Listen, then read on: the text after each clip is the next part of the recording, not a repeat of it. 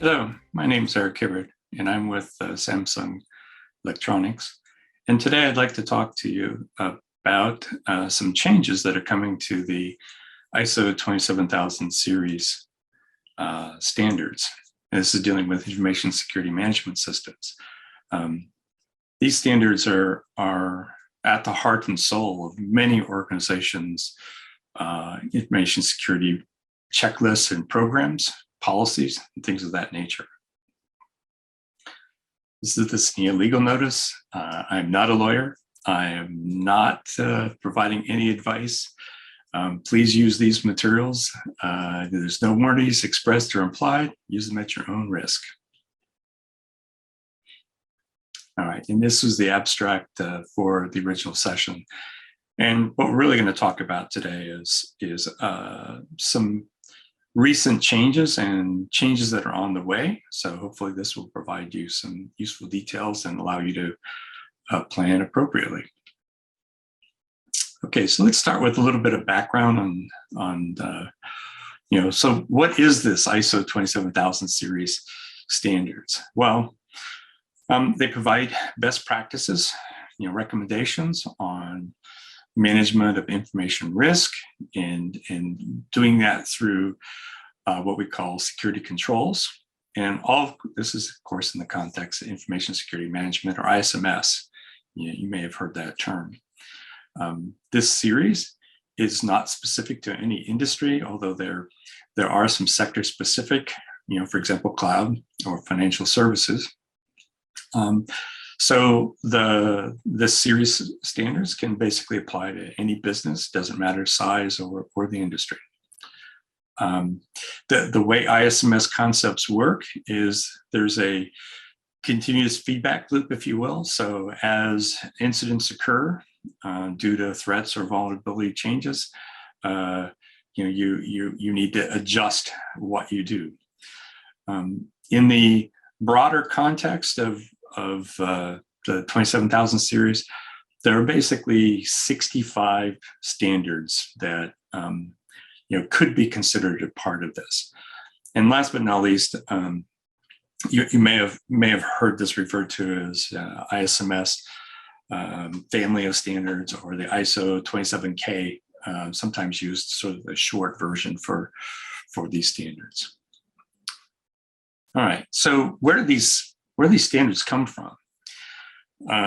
Well, the short version is there's a joint committee, Technical Committee 1, JTC 1, that deals with information technology that basically has ISO and IEC collaborating. And then underneath that, Subcommittee 27, which deals with information security, cybersecurity, and privacy protections. And that name of that standard changed a couple of years ago. Used to be known as security techniques. So this is the entity that develops and produces these standards.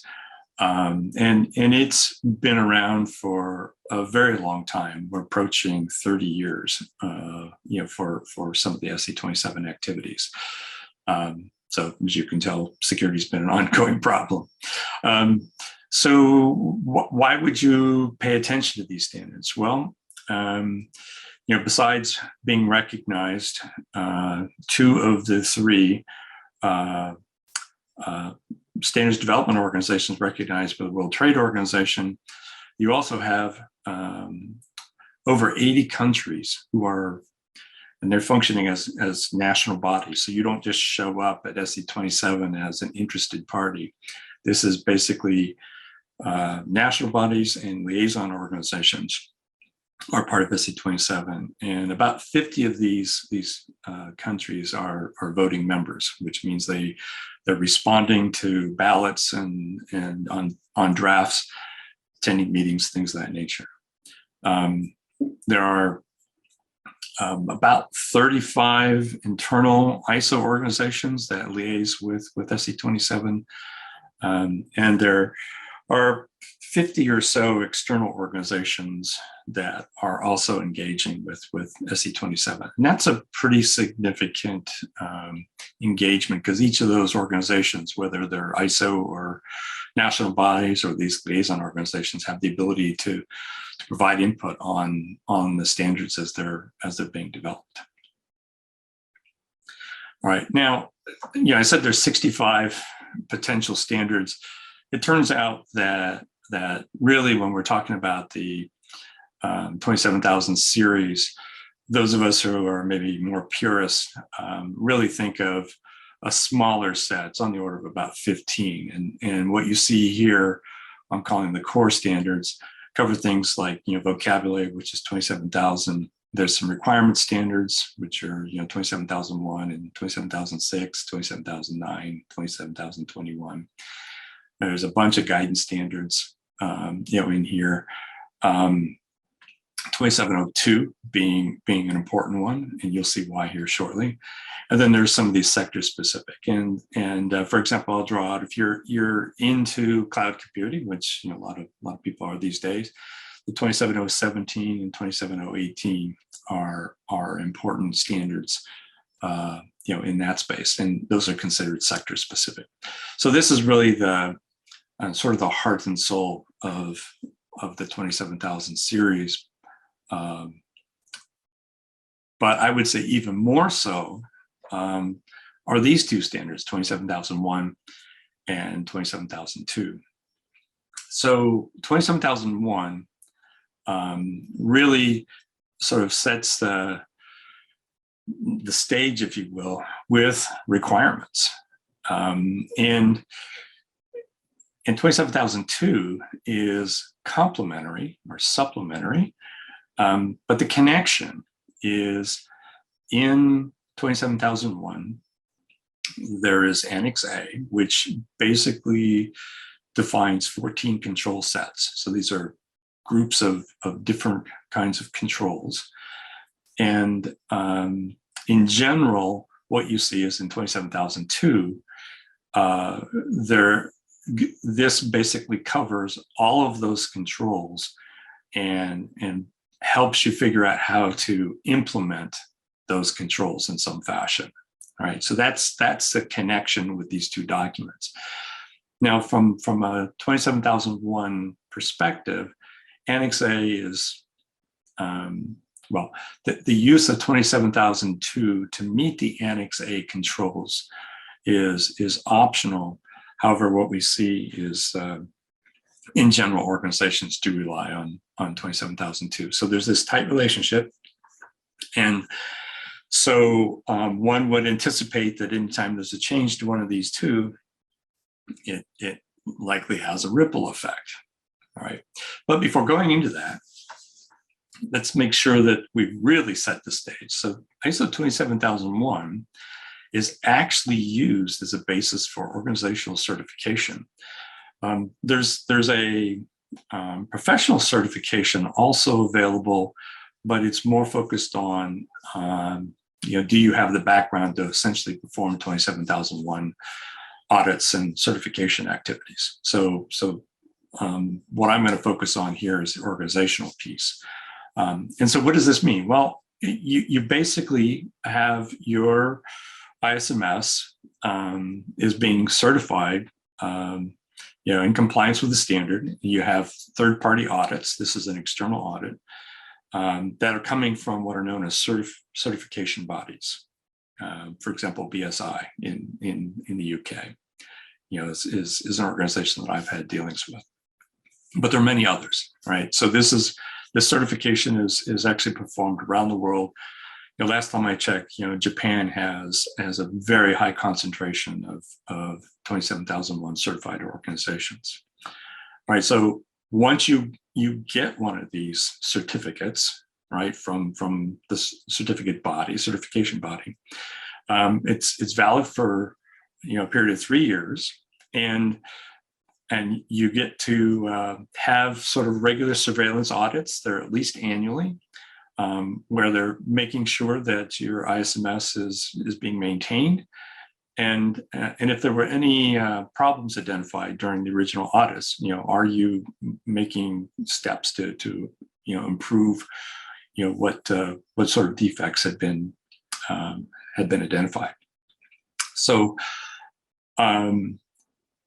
This also is important to note in that if you make changes to 27001 and it comes out as a new edition, then these certifications are then, they have a shelf life, and they are aligned with specific editions of 27001. So if there's a change to 27001, we typically see a transition period, and if you don't do anything, you lose your certification. And if you basically, align with whatever the new changes are, recertify, if you will, then you're typically okay. Now, the transition period is usually about 24 months. At least that's what we've seen in the recent past. Okay, so let's take a look at what is changing in this space. Well, first and foremost, we have a brand new 27002. It was published in February of this year. With its publication, it immediately superseded the 2013 version. So that's significant in that both 27001 and 27002 were published in 2013. Now we've got a situation where we've got a brand new 27002, and remember the linkage that I described a little while ago. There have been major changes to 27002. This was a full-blown revision, not something just, sort of a focused area. And there are a bunch of standards in the 27000 series, as well as other standards that have specific references to certain clauses, okay? All of those standards now, because of the superseded nature of 27002, they're all broken, because if you pick up the new 27002 and you try to find what they're referencing, you're not going to find it. Well, why would that be the case? Well, the structure has fundamentally changed. It's now focused on went from 14 control domains down to 4 categories: organizational, people, physical, and technological. So just by that very nature, all of the clausal references that would have happened for the 2013 version, all of them are now broken. And if that's all that had happened, then it might be just a matter of, well, substituting for this, you might be able to use something else, but that's not what happened here. So in the document, there are now 93 controls, which is 21 less than the 2013 version. So you can see already got a problem. It's not a simple mapping issue. 11 controls are new. 24 of those controls were merged from 2, 3, or more controls in the 2013 version. And then 58 of the original 2013 controls have basically been revised in some fashion. So roughly speaking, half of what was in the 2013 version is probably mappable if you were trying to sort of crosswalk these. And the rest of this is new territory. All right. So there were efforts to basically deal with get rid of control redundancy. There's a purpose element in the controls in the new version of the document, as opposed to objectives. And there's a new feature on attributes to controls has been added. And we think this is going to be something very useful in the future, but it's just it's a new capability that's being looked at. But the idea here is that you have different views depending on sort of your risk profiles that you might be interested. So it gives some additional utility to 2702. So there's a structure in 2702, but there are other ways to sort of organize the controls where they may be more suited to you. All right, so that's the first shot. So what's happening now is ISO 27001 is being updated. First step in the process is an amendment, which will basically replace the existing Annex A, which if you remember what I said earlier, it was aligned on the structure of 2702. So we're going to get a new Annex A that basically tracks on the new 2702. That amendment is not expected to be published. However, once it's finished, then we'll do what's called a minor revision, which will essentially take that amendment, some core agendas, consolidate those all together, and a new edition of 2701 will be published. And that's expected to come out later this year, possibly in the October timeframe. So new edition, remember what I said earlier? That means your certifications are now on a clock to either expire, or you've got to do something to basically recertify. And that's the significance is. Also, as we speak, there are multiple projects that are in various forms of revision. So we see 27,000, 2705, 2706, which is now a two-part standard as opposed to the original one, and the list goes on and on. So these are activities that are currently underway as of today, and there are more to come, but these are the ones that are basically in various forms. Some are just getting started, some are actually getting very close to publication. All right, so with all this, what does it mean? Well, with this major update to 2702, it's definitely created a bunch of issues for those of us who operate in the security space. This is one of the major security frameworks. All the documents that basically reference 2702, and I can tell you that I've actually looked at what ISO's usage of 2702 is. It's quite large. We've identified somewhere on the order of 25 to 30 documents in the ISO space that are going to need to be updated at some point. Some of them are minor revisions will be needed. In other cases, much more significant. All right, so we see, with that 2701, is queued for an update. Actually, multiple. If you sort of look ahead here. So, Annex A is getting a facelift, and we know what that looks like already. We know that once that's done, that the new version will call into question the existing certifications. But it's also important to note that SE27 is looking to do a full revision of 27,001. And that is slated to start basically after we get this, next edition 2701 out the door and published. But the intention is to start probably fall of 2022, with a publication anticipated in late 2025. So it's roughly a 3-year cycle. Pretty aggressive, especially for a full-blown revision. Work has been underway in terms of what a new 2701 full revision might look like. It's been studied for at least 6 months. So that, stay tuned on that front. And if this is something that you're interested in, there's definitely going to be opportunities to participate in the changes there. As you saw, there are numerous documents undergoing revisions. Some are just getting started.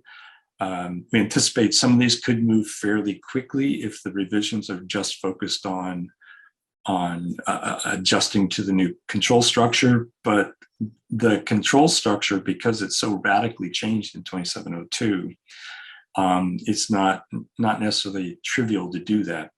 If your favorite control disappeared, you got to figure out what you point at, or if you can point at anything, and that takes some amount of effort. A bunch of those are underway, more to come. And there have already been some outreach activities for organizations outside of SE27 to try and deal with the changes that we're seeing in 2702 and ultimately 2701. There's a technical report that is being looked at to kind of help look across the board to identify full set of changes. So at some point, the ISO 27029 will be useful to figure out, what all needs, attention and what potentially doesn't need attention. So that is, a quick summary of what's going on. This is intended to not be a tutorial on, what is in 2702. We might be able to do that someday in the future, but this is more of a heads up. Lots of things that are incoming. If you like this session, please take some time to rate the session. Let us know what you think. And thank you for your time today.